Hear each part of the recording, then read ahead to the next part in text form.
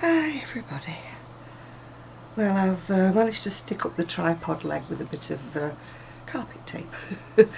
So let's hope we don't have any more disasters. I'm perching on the end of the sofa because I've got a certain little person who's very grumpy and very grumbly and wants to take over most of the sofa, leaving me about as much of the sofa as he normally leaves for the bed. Right, what I've been getting, well, I've got some new beads. I think I showed you those the other day, so I'm wearing them today. And then today I got another little pendant. Of course it's real amber. Yeah, real amber, in other words plastic, but never mind. Today I got, a book. I won't say I'm disappointed with it, but it was called Simply Sweet Crochet, and it was boutique designs for little girls. What I didn't realise was it's all hats and headbands. That's the only boutiquey thing that's in it, really. I mean, they're very pretty, like the little harvest hat. What have we got here? Oh, that's a coral hearts hat. And this one's very pale, but I think you can see it, called flowers hat. I think they buy different, I don't know if they buy different people or what. Oh, that's a alpaca soft newborn hat. I mean, they will come in handy because my niece is having a little girl in November, so they will come in handy for her eventually. That's a ponytail hat. I used to have one of those when I was a girl, funny enough. It looked like a tea cosy because my mother put a drawstring through the top so that I wouldn't get cold. So it looked like I had a tea cosy with pom-poms on. This one says vintage hat. It's very, very sort of reminiscent of the Land Army girls in the war, isn't it? I feel like I should be wearing an apron. Me clogs going to the mill, you know. That one's called Double Delight hat. I presume it's because it's got a double row of lace around it. What else is there now? Oh, a Peter Pan collar, although I would be a little bit dubious about just putting a collar around a small girl in case she got hooked up on something and strangled her little self. That one's a cowl, but to be quite honest, it used to be called a balaclava in my days. It's not very cowl-y, it just looks like a balaclava, to be truthful. Pom-pom cowl, that's sort of like, thank you Buster, it's pushing me off the sofa here. It's like a cowl, but it's got the drawstring through the centre of it with pom-poms on, so it makes it ruffled at the top and ruffled at the bottom. Yeah, he's sighing and pushing with his feet. A pom-pom headband.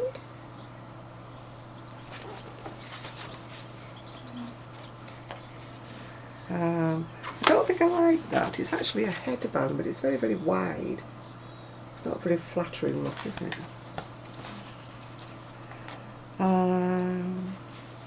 That says it's a reversible vintage headband, but quite what's reversible about it, I don't really know.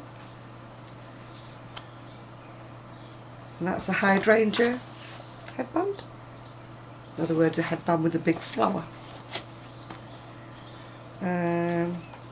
Oh, that one's pretty. That's a spring headband.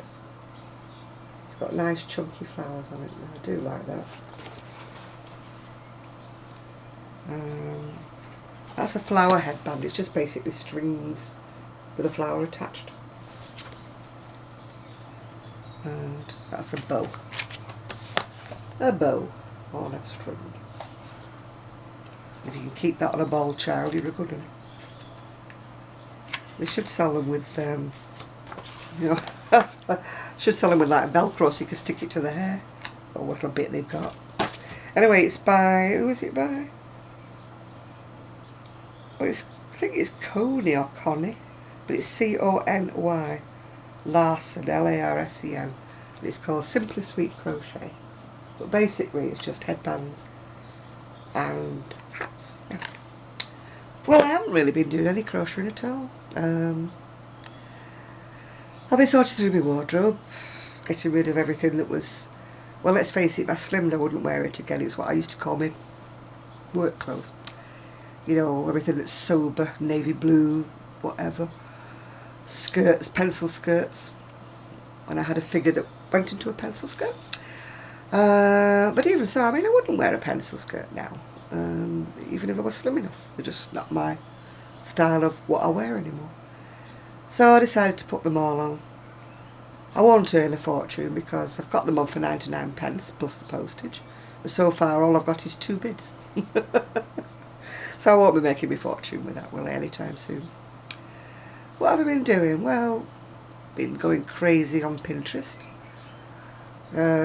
Getting my head overboggled. You know, when you get overstimulated with ideas, you see so many things and too many things, and you go, oh, I like that, oh, I like that, I like that, I like that. I'm going to bed, I mean, mine's like, you know, thinking about colourful crochet and different, and going on a different tangent to what I've been doing. I like to reinvent myself kind of every little while. Well, it's not reinvent myself, it's whatever. And one of the things that's been putting me off kind of doing more different things is the fact that I haven't got a table. Now, it might sound quite odd to you, but I design on a table. I used to have a massive round table in the middle of the dining room, and I did all my blocking on it and all my working on it and everything. And then when my son was here saying, you need more room, you haven't got any room in here, get rid of this table, you don't sit at the table, get rid of the table. So I got one of those very narrow drop leaf tables. So I thought, I can't keep dragging that out and putting it up in the middle of it. So I have brainwaved wallpaper table. I don't want one of those gummy, scummy ones that people have been pasting on. So I ordered a brand new one. So I can put it up like in the dining room bit when I'm feeling creative or want to block things or whatever. I mean, my way of designing things is I design things around something. If I've got a sweater or anything that's the shape I want my new crochet to be, not necessarily the real style, but the shape of it. And this is how I was brought up to crochet, because when I first learned there were very, very few crochet patterns except for Matt's doilies, little lacy hanky edges, towel edges, little gloves for work, for you know, church. There wasn't any fashion crochet patterns when I first learned to crochet. So I used to do my own. I mean, when you think about it, what, 13, 14 years old? Doing my own crochet. It was only quite plain crocheting I did, but even so, I mean, it's quite sort of probably more adventurous than a lot of people are now when they're in the 30s, 40s, 50s. So what I do is I lay something flat on the table that's the right shape that I'm aiming at, and then I crochet to the shape, yeah. Well, obviously I can't do that if I've got nowhere to put it. I've got a dog. Put Nathan on the floor, he sits on it, yeah. Also, you know, no matter how much I hoover, bless him, he sheds, so hair on the floor. So I'm hoping for better things when I get my table.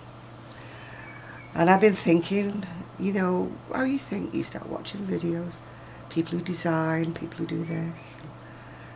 And as you know, I got that book with, you know, those fashionistas, hence the beads. That's about as much as fashionista. The makeup bit didn't last long, did it? But I do put it on, I do try hard when I'm going out. But anyway, I was thinking and I thought, what I really need is a big craft room. So I was thinking, you know, you get these thoughts, don't you? If I win the lottery, what would I do? I would want a great big craft room.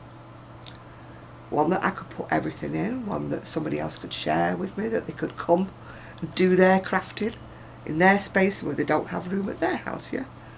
And we could have like this crafting thing. Apart from that, what would I like? I would like to work with a fashion design student. Maybe it could be mutually beneficial if we worked it out that way. If they were dealing with like fabric or textures or something, maybe they could learn to knit, to crochet, and to use a knitting machine. In return, they could teach me how to design, the use of colours, everything like that. I mean, I wouldn't mind if they only came once every now and again, you know. And then another thing I would like is a marketing manager. You manage the videos, manage the advertising, manage the sales. Just leave me free to sit in my little corner and crochet. And of course I really would need a cleaner. Because if you could see the chaos that I am actually sitting in at the moment, you would freak. You'd freak, honestly, you would freak. Because I brought all the clothes down that I was going to put on eBay, and they're all in a great big pile. The ironing board is there, because of course I have to iron them. And at the moment I've got naked Paris standing in the bay window. Probably everybody walking past is going, what the heck? I like to shock people, I really do, yeah. I think that's about the list of what I would really like. Most things are impossible, of course. Some things are possible. But I really must get back more into the designing. But before you get all excited, I'm not doing patterns. When I think about designing, I'm thinking about one-offs. You know, particularly peculiar to me. If I'm talking about my sales, I'm not, I know it sounds awful mean and selfish, but I'm not interested in making patterns for the general public to churn out and do. I'm not interested in that. There's too much involved in that. There's too much work involved in that. You have to go into detailed explanations with everybody. My patterns are written on a little bit of paper like that just say chain 20, work to so many inches, do shoulders. Now, I mean, you couldn't put that on a pattern you were going to sell, could you? I know what I mean when it says do shoulders, and I know what it means when it says do round neck. But no, everybody else would want to know how many chains they had to do for this, how many they had to do, how many they had to do. No, I just do mine as I go along. My concept, my visual crocheting is, I visualise the shape, and I can't tell you what I do. I just do the shape I want. I just decrease, I can't tell you where I've decreased, I can't tell you when I decreased. I just do it to the shape I want it to be. And this is how I used to crochet, this is how I've got out of the habit of crocheting. I've become lazy, I've started crocheting like patterns that other people do, which means my crocheting is more run-of-the-mill than special one-offs, which I would really like to be known for. One-off designs, different designs, use of colour, difference. But that's all something that may happen and may never happen. I may still be here, crocheting shrugs. And when I'm 70, which won't be that long really, will it? Another 18 months. But that's what I would like. I mean, feel free to tell me what you would like. If you either A, won the lottery, B, had a house big enough, were able to do it, had the opportunity to do it, yeah. So any design students that feel like they could do something for free, we're talking free here, but you could gain the experience of learning how to knit and crochet, and you could use my knitting machines while you were here. But in return you'd have to do something for me. But it would all have to be free. I'm very sorry, but it would, because I ain't got no pennies. So anyway, that's about it really. I'm in here avoiding the World Cup because I can't stand football.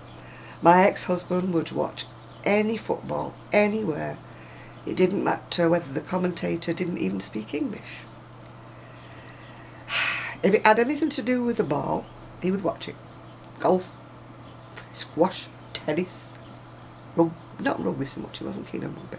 Football, anything. And anything to do with show jumping. Not horse racing, show jumping. We had to watch all of that. Oh, and snooker, of course, because that's balls into snooker and billiards.